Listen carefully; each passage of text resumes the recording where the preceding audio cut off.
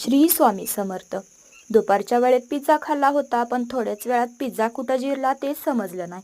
मग काय, आज भाजी तर काय बनवली नव्हती. मग गरमागरम बाजरीच्या भाकरी केल्या आणि छान असे शेंगदाण्याच्या चटणीसोबत आम्ही सगळ्यांनी खाल्ली.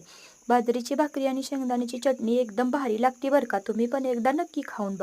मी परवा दाखवलेल्या या गुलाबाची कळी तुम्हाला पिवळ्या छान असं मोठं असं गुलाब त्याचं उमललंय आता.